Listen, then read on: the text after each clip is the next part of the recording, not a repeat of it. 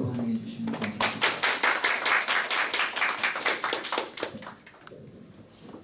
네, 안녕하세요. 대전대학교 한의과대학 박지연이라고 합니다.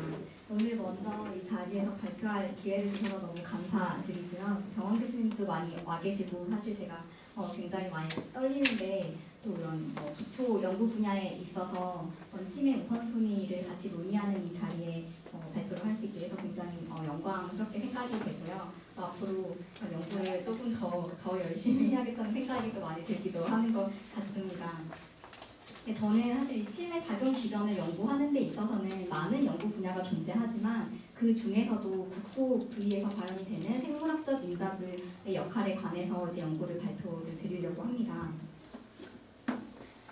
잘 아시겠지만 침 같은 경우는 다양한 질환, 특히 이제 통증과 같은 질환에서 매우 뛰어난 임상적인 효과를 보이고 있습니다. 그렇지만 이런 침의 작용 기전에 있어서는 아직 명확하게 밝혀져 있지 않은 면이 굉장히 많고, 그래서 저는 침의 이런 과학적인 근거를 구축하기 위해서는 무엇보다 침의 작용 기전에 있어서 좀 더 명확하게 밝혀져야 된다고 생각을 하였습니다. 이런 침의 작용 기전을 연구하는 데 있어서 어떤 그런 침만이 가지는 어떤 특이적인 효과에 대해서 연구를 해야 될 필요가 있다고 생각을 하였는데요. 이런 침 같은 경우는 이렇게 굉장히 다양한 복합적인 과정으로 이루어져 있기 때문에 이런 침이 가지는 특이적인 효과뿐만 아니라 이런 비특이적인 효과도 뭐 환자의 기대감이나 플라시보 이펙트 같은 여러 가지 비특이적인 효과도 같이 포함이 되어 있는 것이 사실입니다. 그런데 이제 저는 이런 침의 작용 기전을 연구를 하는 데 있어서 좀 더 침의 어떤 특이적인 효과에 집중을 해서 침의 작용 기전을 밝히는 게 필요하다고 생각이 되었고요. 그 중에서 이런 침의 특이적인 효과를 야기하는 몇 가지 요소들, 경혈이라든지 아니면 그 혈자리에 가해진 어떤 수기법을 포함한 침의 자극에 초점을 맞추어서 연구를 진행하고 있습니다. 이 침을 저희가 피부에 침 자극을 시행을 하고 그것이 이제 치료 효과로 나타나기까지는 굉장히 여러 과정의 어떤 시스템적 변화를 거치게 되는데, 한의학적인 관점에서 먼저 생각을 해보면 침을 자침을 하게 되면 어떤 피부 부위에서 이런 붓기라는 반응이 생긴다고 저는 이해를 하고 있고요. 이런 반응이 어떤 신체의 기혈이나 기기 순행을 조절을 해서 이제 결과적으로 침의 치료 효과가 나타난다고 생각을 하고 있습니다. 근데 앞서서 이제 듣기에 관련된 세미나에서 사실은 듣기라는 개념에 대해서 여러 교수님들과 여러 박사님들이 많은 의견을 제시를 해 주셨지만, 저는 이런 기전 연구를 하는 데 있어서 조금 더 실체적인 면에 초점을 맞추어서 이제 생각을 했다는 것을 감안하고 들어주시기를 먼저 부탁을 드리고요. 그래서 이런 침의 치료 과정을 좀 생물학적인 입장에서 다시 생각을 해보면, 침 치료를 하게 되면은 침 자극이 가해진 국소 부위에서 어떤 조직의 변화나 이런 것들이 생기게 되고, 이런 피부 부위에서의 어떤 이런 생물학적인 인자들의 발현이 나타날 것이라고 예상을 할 수가 있습니다. 그래서 이런 국소적인 반응들이 신경계나 면역계나 혈관계 같은 시스템ik한 변화를 일으키고 궁극적으로 이제 침의 치료 효과를 야기하게 된다고 생각을 하였는데요. 그 중에서 저희는 이런 침의 치료 효과가 나타나기까지의 일련의 과정 중에서 침 자극이 시작되는 가장 첫 부위, 침의 자극이 시작되는 피부 부위에서의 발현이 되는 생물학적 인자들의 변화가 가장 침의 치료 효과를 야기하는 데 있어서 굉장히 중요한 역할을 하지 않을까라고 생각을 하였고요. 마찬가지로 그런 국소적인 이런 인자들의 발현이 모든 자극을 조절하는 조절 중추인 대뇌에서 어떤 신경학적 변화가 나타나는지를 연구를 하는 것이 중요하다고 생각을 하였습니다.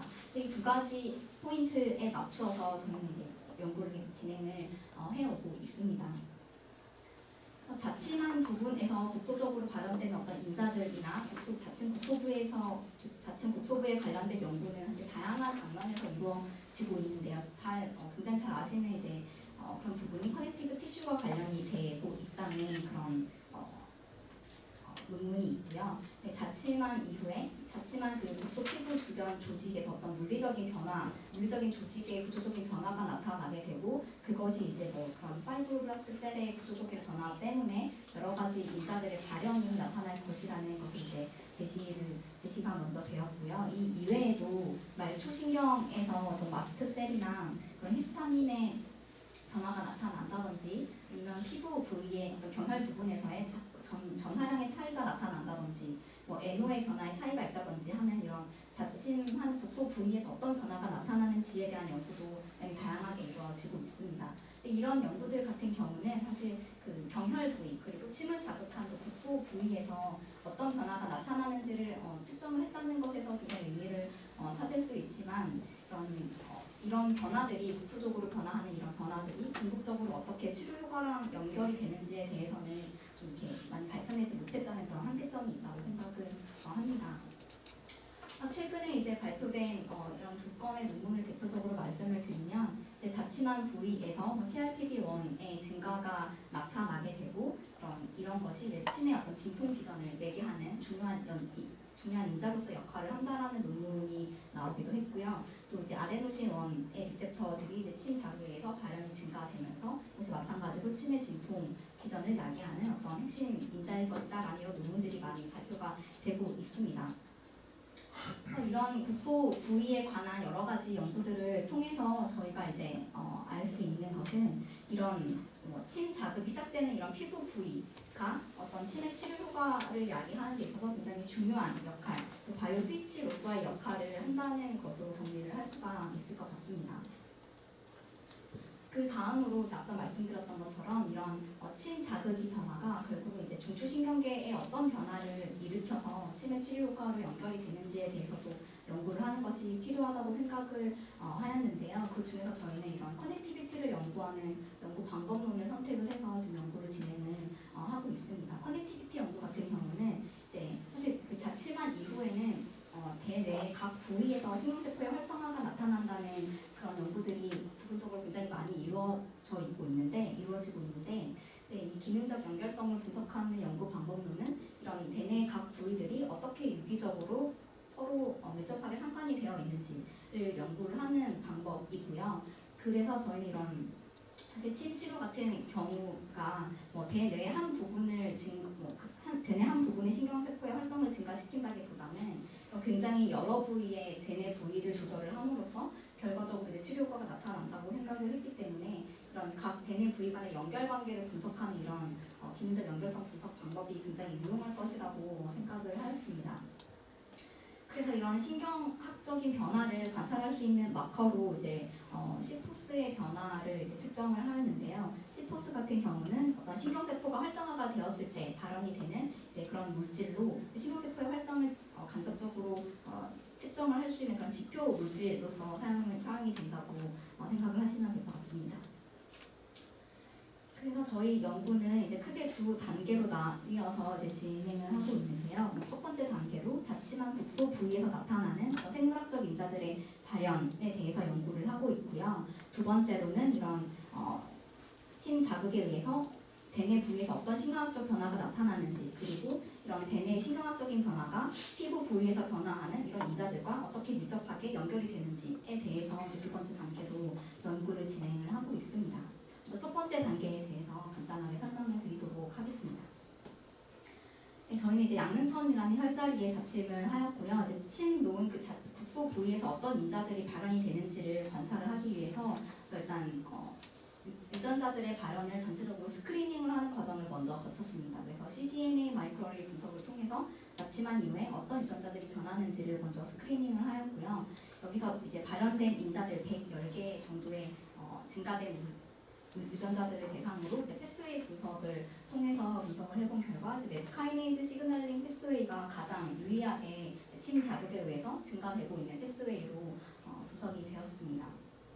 맵카이네이즈 패스웨이 같은 경우는 사실은 그런 외부 자극에 의해서 발현이 되는 그런 물질 중에 하나이고요. 그리고 다양한 그런 세포들의 활성을 조절하는 역할을 하고 있습니다.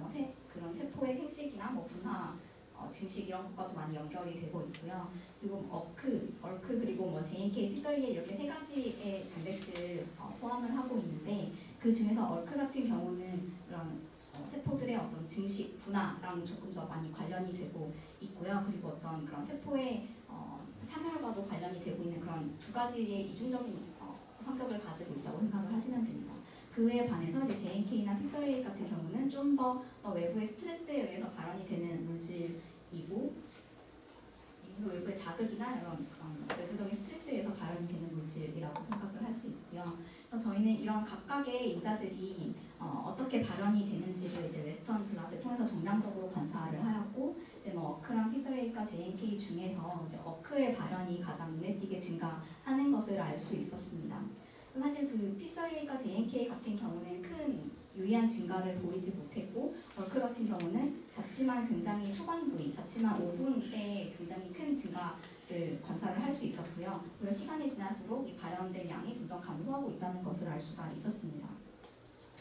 그래서 저희는 이제 자칫만 직후에 나타나는 이런 어크의 증가가 어떤 이후에 이런 치매의 어떤 치료 기전이 야기되는 데 있어서 초반 단계에서 중요한 역할을 하는 인자이지 않을까라는 생각을 하게 되었습니다. 그 다음으로 이런 어크의 증가가 피부 부위의 어떤 부위에서 증가되는지를 관찰을 하기 위해서 이제 조직 염색을 진행을 하였는데요. 보시는 것처럼 이제 침을 처치한 그룹에서 이런 어크의 증가가 눈에 띄게 관찰을 하고 있다는 것을 알 수 있었고요. 그거를 이제 조금 더 부위적으로 살펴보면 이제 그런 케라티노사이트 층에 있는 에피더미스, 그리고 이제 파이브로블라스트가 많이 분포되어 있는 더미스 층에서 어크의 발현이 굉장히 눈에 띄게 증가하고 있다는 것을 알 수가 있었습니다. 그리고 이런 어크의 발현은 국소적으로 어크 이니비터를 처치한 그룹에서는 이런 어크 발현이 잘 차단이 되고 있다는 것을 확인을 할 수가 있었습니다. 마찬가지로 이런 어크의 발현이 어떤 세포에서 더 구체적으로 반응이 되는지를 관찰을 하기 위해서 이제 현방 염색을 진행을 하였고요. 그래서 보시는 것처럼 이제 그런 케라티노사이트에 발현이 되는 CK7과 같은 위치에서 발현이 증가하는 것을 보실 수 있고, 그리고 파이브로블라스트에서 염색이 되는 5B5와 이제 같이 염색이 되는 것을 보실 수 있습니다. 그래서 이런 실험을 통해서 어크의 발현이 이제 케라티노사이트 에피더미스 층에서는 케라티노사이트, 그리고 더미스 층에서는 파이브로블라스트에서 어크의 발현이 유의하게 증가하고 있다는 것을 관찰을 할 수가 있었습니다. 그 다음으로 저희가 이제 어크 말고도 그러면은 이런 침 자극에 의해서 발현되는 물질이 더 많지 않을까라는 생각을 하게 되었고요. 이제 이런 것들을 조금 더 폭넓게 조사를 하기 위해서 침의 자극과 관련이 될 것이라고 생각되는 물질들, 그리고 이런 침 자극에 의해서 조직의 물리학적인 변화로 인해서 발현이 될 것이라고 예상되는 물질들을 이제 선택을 해서 어떤 인자들의 발현이 유의하게 나타나는지를 관찰을 하였고요. 이런 그런 조직의 변화랑 관련된 물질들, 그리고 초기 면역과 관련된 물질들, 여러 가지 뉴로트로핀 팩터들, 그리고 그런 세포들의 신호 전달과 관련된 물질들이 침 자극에 의해서 그 변화 양상이 달라지고 있다는 것을 알 수가 있었습니다. 자침 이후에 이렇게 굉장히 여러 가지 물질들이 발현이 되고 있는데, 그러면 이런 여러 가지 물질들 중에서 누가 가장 중요한 핵심 역할을 할 것인가를 밝히는 것이 필요하다고 생각을 하였고요. 그래서 각각의 이니비터를 처치한 이후에 일단 그 인자들 간의 선후 관계를 먼저 살펴보자라는 생각을 하게 되었습니다. 그래서 이제 기존 앞에서 이제 소개드렸던 그런 사전 연구의 결과인 이런 그런 TRPV1 이니비터와 이제 아데노신1 이니비터를 같이 처치를 해서 각각 인자들 간의 상관관계를 분석을 해보았고요. 자침에 의해서 증가하거나 감소되는 이런 물질들이 어크 이니비터의 처치에 의해서는 그런 증가된 것들이 많이 감소하고 있다는 것을 보실 수 있습니다. 이런 국소적인 신호 전달들을 이제 시그널링을 좀 도식화를 해 보았더니 이제 자침한 이후에 굉장히 여러 가지 물질들의 발현이 증가가 되지만 그 중에서 이제 어크의 발현이 굉장히 초기 단계, 상위 단계에 위치를 한다는 것을 알 수가 있었고요. 그래서 이런 어크의 발현 차단, 어크의 발현을 억제하는 물질에 의해서 다른 인자들의 발현이 차단이 되었기 때문에 어크의 발현이 다른 신호 전달 인자들의 그런 증가를 활성화시키는 역할을 할 것이다라고 생각을 정리를 하게 되었습니다. 그래서 이후의 실험은 이제 어크가 더 차단이 된 게 있고 어크의 발현이 굉장히 중요하다라는 이제 논리를 기반으로 해서 이후 실험을 계속 진행을 하게 되었습니다. 그 다음 단계로 이제 저희가 생각을 한 것이 이런 국소적으로 발현되는 인자들의 발현의 증가가 결과적으로 치매 치료 효과와 어떻게 직접적으로 연결이 되는지를 밝히는 것이 사실은 가장 중요하다고 생각을 했고요. 이제 그런 걸 이제 그것을 증명하기 위해서 통증 모델을 사용을 해서 자침한 이후에 증가하는 어크의 발현을 차단을 시키면 그런 치매 진통 효과가 과연 차단이 될 것인가, 이런 가설을 가지고 실험을 진행을 하였습니다. 이게 두 가지 통증 모델을 사용을 하였는데요. 호르말린으로 유도한 급성 통증 모델을 첫 번째로 사용을 하였고요. 두 번째로는 이제 CFA로 유도된 근만성 통증 모델, 두 가지의 통증 모델에서 어크가 어떤 역할을 하는지를 이제 증명을 해내기 위한 실험을 진행을 하였습니다. 이 두 가지 통증 모델에서 모두 이제 통증이 유발된 상태에서 침 치료를 하게 되면 진통 효과가 발생을 하게 되고요. 마찬가지로 어크 이니비터를 국소적으로 처치를 하게 되면은 그런 침의 진통 효과가 사라지고 있다는 것을 관찰을 할 수 있었습니다. 특히 이제 그 자칫만 이후 한 30분 정도에서 굉장히 눈에 띄게 차단되는 효과를 볼 수가 있었고요. CFA 모델에서도 마찬가지로 거의 이제 그런 침의 진통 효과가 거의 차단이 많이 되고 있는 것을 알 수가 있었습니다. 이런 통증 모델과의 연계성을 분석하는 실험을 통해서 국소적으로 발현되는 국소적으로 발현되는 어크가 이제 이후에 침의 진통 효과를 야기하는 데 있어서 핵심적인 역할을 할 것이라는 생각을 하게 되었습니다.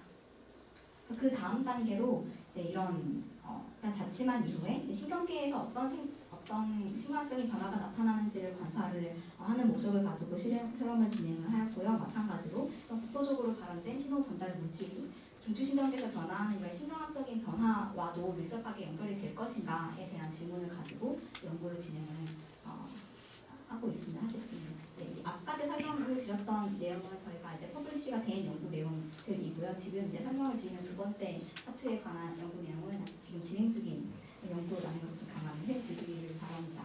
그래서 이제 마찬가지로 동일하게 이제 동물 모델의 양모자 현자리에 자침을 하였고요. 1시간 반 정도 지난 이후에 뇌 조직에서 발현이 되는 시포스의 변화를 관찰을 하였고, 이제 이런 각 뇌 부위가 어떻게 기능적으로 연결이 되어 있는지를 관찰을 하기 위해서 커넥티비티 분석, 네트워크 분석을 진행을 하였습니다. 마찬가지로 어크의 발현을 차단을 하기 위해서 어크 발현 차단 물질인 U0116 물질을 사용을 하였고요.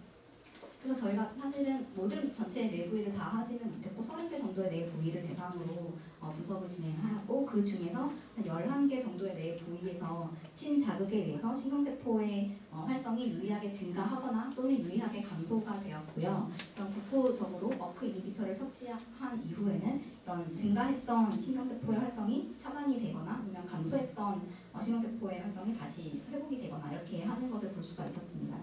그래서 이런 실험 결과를 통해서 국소적으로 발현된 이런 어크라는 세포의 이런 신경 전달 물질의 활성이 중추신경계에서 발현되는 이런 신경의 변화와도 밀접하게 연결이 되고 있다라는 것을 알 수 있는 그런 결과를 얻게 되었습니다. 그래서 이제 이렇게 사실 변화한 많은 뇌 부위들 중에서 어떤 브레인이 가장 중요한 역할을 하는지, 그리고 어떤 부위들이 더 서로 밀접하게 연결이 되어 있는지를 분석을 하기 위해서 네트워크 분석을 진행을 하였고요. 이렇게 보시는 것처럼 이제 자칫만 이후에 각 뇌 부위들 간의 연결성이 굉장히 많이 눈에 띄게 증가하고 있다는 것을 보실 수 있고, 마찬가지로 어크 이니비터를 차단한 그룹에서는 이런 기능적 연결성이 조금 더 떨어지게 나타나고 있는 것을 보실 수 있습니다. 마찬가지로 각 뇌 부위가 밀접하게 연결되어 있는 정도도 침 처치한 그룹에서 더 많이 나타나고 있는 것을 보실 수가 있고요. 저희가 이제 궁극적으로 밝혀내고자 하는 것은 자칫한 이후에 어떤 뇌 부위가 정말 그런 중추적인 역할을 할 것인가를 밝혀내는 것이 목적이었기 때문에 이런 침을 놓지 않은 상태, 그리고 침을 놓은 상태의 그룹 간 비교를 통해서 각 역할을 하는 뇌 부위를 이제 규명하기 위한 연구를 진행을 하였습니다. 그래서 이제 컨트롤 그룹과 침 처치한 그룹을 이제 비교를 한 결과를 토대로 각각 이제 다른 뇌 부위들과 얼마나 많이 연결이 되어 있는지를 이제 디그리라는 척도로 하나로 분석을 하였고요. 두 번째로는 이제 각각 다른 부위들과 얼마나 밀접하게 연결이 되어 있는지를 이제 비트윈 센트럴리티라는 척도를 삼아서 두 가지 척도로 분석을 하였습니다. 그래서 이제 다른 부위들과 더 많이 연결이 되어 있고, 그리고 더 밀접하게 연결되어 있는 이 두 가지 척도에서 모두 다 상위 단계에 있는 뇌 부위를 이제 선정을 해서 이제 두 가지에서 다 이제 중요한 역할을 하는 이제 부위들이 선정이 되었고요. 크게 이제 4가지 부위가 이제 도출이 되었습니다. 그래서 라펜 마그너스 뉴클레우스 부위와 트리아툼 부위와 히포캠퍼스, 그리고 뉴클레우스 솔리트리트, 4가지 뇌 부위에서 이제 이런 침의 자극에 의해서 발현이 되는 중요한 뇌 부위라고 이제 도출이 되었습니다. 사실 여기까지의 결과를 좀 전체적으로 정리를 해서 말씀을 드리면 침 자극에 의해서 어떤 조직의 구조적인 변화, 물리적인 변화가 나타나게 되고 이것이 이제 국소 피부 부위에서 여러 가지 여러 가지 이제 그런 물질들의 변화가 나타나게 됩니다. 그 중에서 이제 어크의 발현이 다른 생물학적 물질들의 발현을 증가를 시키는 신호 단계에서 이제 중추적인 역할을 하고 있다는 것을 알 수가 있었고요. 그래서 이런 신호 전달을 촉진시키는 이런 바이오 스위치로서 역할을 한다는 것을 알 수가 있었습니다. 이런 국소 생물학적인 반응들이 여러 시스템으로 연결이 될 수도 있지만 특히 이제 뭐 통증이라는 질환에 있어서는 뭐 신경계를 통해서 이제 브레인으로 전달이 돼서 여러 뇌 부위를 조절을 해서 다시 이제 디센딩 이니비토리 패스웨이를 통해서 치매 진통 효과가 나타나는 것이 아닐까라는 이런 전체적인 스토리를 도출해낼 수 있었습니다. 사실 여기까지 이제 저희가 계속 연구를 해왔던 결과들이고요.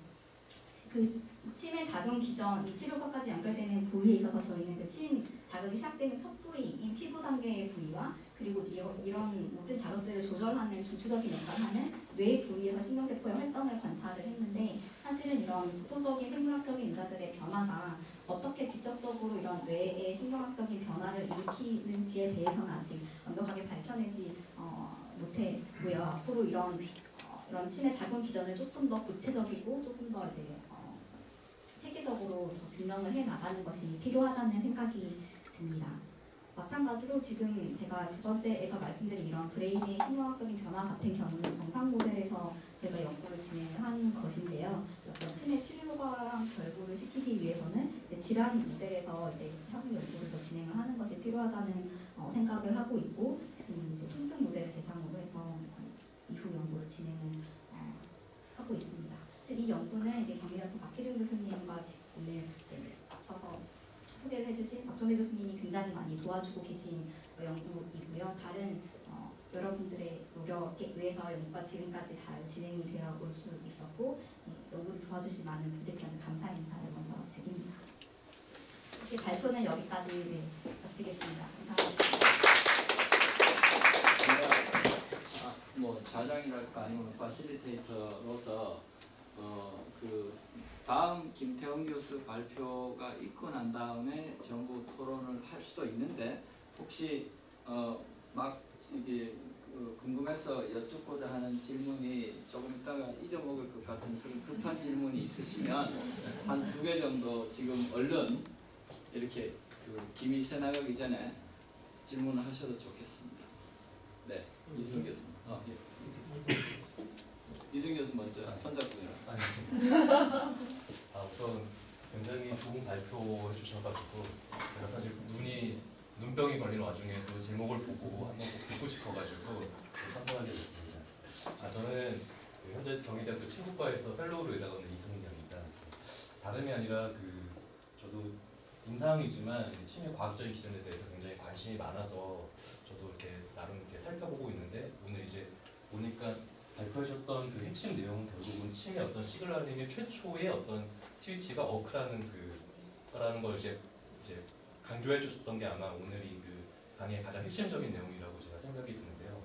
그러니까 제가 사실 이해하고 있는 치매 기전이라고 하면은 침은 뭐 국소적으로 나타나는 어떤 뭐 진통으로 따지면은 국소적인 기전, 혹은 세그멘탈에서 척수 후각에서 나타나는 기전, 이 익스트라 세그멘탈에서 어떤 뭐 살라무스에서 뭐 디센딩으로 가든 아니면 이쪽까지 가는 기전, 센트럴까지 가는 기전, 이렇게 크게 4가지를 우리가 나눠가지고 이해를 하게 되는데, 그럼 이 얼크라는 게 그 모든 그 기전을 작용을 하는데 최초의 단계라고 이제 생각을 하시는 건지를 하나 제가 여쭤보고 싶은 게 있고요. 그러니까 얼크가 그만큼 중요하다고 하면은 보통 아까 말씀해줬던 것은 이제 얼크를 이제 차단해가지고 어떤 효과가 안 밝혔다, 시그널이 발생하지 않는 효과가 없는 그런 걸 말씀해 주셨는데, 그 반대로 얼크를 활성화시킬 수 있는 어떤 뭐 처치를 해서 침치료랑 유사한 작용이 나는지, 사실 이것도 어떻게 보면 그게 아데노신 A1 리셉터를 밝히는 것도 사실은 그런 식으로 실험이 진행이 돼가지고 그게 아데노신 A1 리셉터가 굉장히 중요한 치매 진통 기전이라고 해서 알려진 건데, 얼크가 만약에 치매 어떤 그 시그널링의 최초의 굉장히 중요한 거라면은 오히려 얘를 활성화시킬 수 있는 뭐 물질이라면 아고니스트 같은 거를 넣어서 동일한 효과의 기전이 나오는지 이런 연구는 해보신 이게 결과가 있는지 한번 여쭤보고 싶습니다. 네, 먼저 첫 번째 말씀해 주신 것에 대해서 답변을 먼저 드리면 사실 저희가 어크에 대해서 이제 굉장히 중요성을 강조를 하는 발표를 제가 오늘 발표를 드렸지만 사실 그 어크에 관해서 저희가 이때까지 연구한 것들 중에서 이제 어크가 굉장히 가장 차상위 단계에 위치해 있기 때문에 어크가 가장 중요한 역할을 하지 않을까라고 생각을 했던 거고요. 이제 궁극적인 것은 저희가 이제 자칫만 그 부위에서 뭐 어크가 됐든 TRPV1이 됐든 아데노신이 됐든 그 소 부위에서 나타나는 어떤 이런 인자들의 변화가 중요하다라는 것에 사실 더 초점이 있다고 생각을 해주시면 좋을 것 같습니다. 그래서 이제 사실 여러 가지 인자들이 변했다는 연구들이 굉장히 많은데 이제 그 인자들 간에 어떤 누가 가장 그런 핵심적인 역할을 하는지 이걸 밝히는 것이 중요하다고 생각을 해서 저도 이제 그런 섬유 관계를 밝히는 연구를 진행을 했었고요. 이제 그 과정에서 이제 어크라는 물질이 조금 더 중요하지 않을까라는 생각을 하게 되었지만 이제 향후 이제 그런 부분에 있어서는 더 앞으로 많은 연구가 필요할 것이라고 생각이 됩니다. 두 번째 제가 깜빡해서 어크를 약간 차단시켜가지고 네네네. 근데 오히려 활성화시키는. 네, 두 번째 질문 사실 굉장히 중요한 점을 말씀을 해주셔서 굉장히 감사드리고요. 저희도 그 부분에 있어서 사실은 많은 고민을 했었는데 사실 가장 그 명확하게 사실 증명을 하려면 발현되는 어크를 차단을 하는 것도 중요하지만 인위적으로 이제 어크를 활성화시키는 물질을 넣어서 그것이 이제 치매 치료 효과를 대체할 수 있느냐 이런 거를 보여주는 것도 사실 중요하다고 생각을 했었습니다. 그런데 제일 처음에 제가 말씀드렸던 것처럼 어크라는 이런 물질이 사실은 굉장히 다양한 세포들의 활성에 의해서 발현이 되는 물질이고 TRPV1이나 아데노신 1보다는 조금 더 그런 폭넓은 그런 특성을 가지고 있는 물질이라고 생각을 하시면 쉬우실 것 같아요. 그래서 어크만 증가시킬 수 있는 그런 기술적인 방법을 사실 저희가 찾기가 조금 힘든 면이 있어서 이제 그 과정이 굉장히 필요하다고 생각을 했지만 아직 실제로 진행을 해보거나 그렇게 하지는 못했고요. 네, 그런 방법이 가능하다면 그게 또 이루어져야 될 내용이라고 생각이 됩니다. 감사합니다. 아까 좀 하신 그 실험 내용 중에 그 취하는 포인트를 양념장으로 선택하시거든요. 그 양념장을 선택하는 어떤 특별한 이유가 있는지 그거 한 가지고, 그다음에 또 한 가지는 옛날에 조장희 박사가 그 뽕샤를 MRI 가지고 그걸 조사한 내용 그때 두 가지 명제를 타깃을 조사했다고 하거든요. 한 가지는 이게 페인 컨트롤하는 중추의 어떤 실질적인 변화입니다. 여기에 대한 것은 확인이 됐고, 그 다음 단계에서 궁금했던 치료 효과가 혈액 의존적으로 차등하고 있습니다. 그 부분에 대한 것은 회의적이다. 그런 그 결과를 내가 전에 발표를 하신 걸로 알고 있거든요. 근데 이번에 이 연구에 있어서는 혈액 의존적인 차이가 확인되는 부분이 혹시 있는지, 그 두 가지 얘기입니다.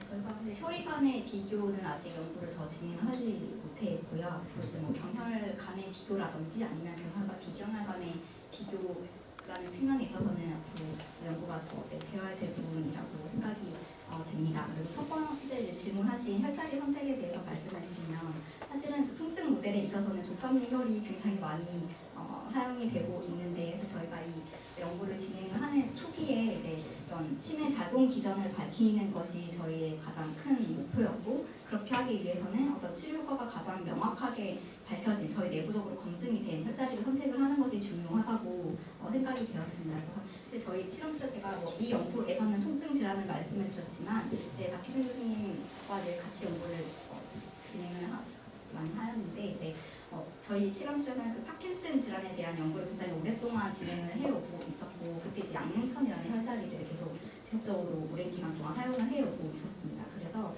이제 그런 저희 실험실에서 이런 치료 효과가 유의미하게 밝혀진 이런 혈자리를 선택을 하는 것이 더 어떤 기전 연구를 하는데 더 중요하지 않을까라고 생각을 해서 이제 일반적인 그런 혈자리보다는 이제 양릉천이라는 혈자리를 선택을 하게 되었고요. 처음에는 통증 질환을 타겟으로 한 것이 아니라 다른 다양한 질환에 이렇게 응용이 될 수 있는 어떤 국소 생물학적인 변화를 연구를 해보자는 생각도 있었기 때문에 그래서 이제 여러 가지 이유로 양릉천이라는 혈자리를 선택을 하게 되었습니다.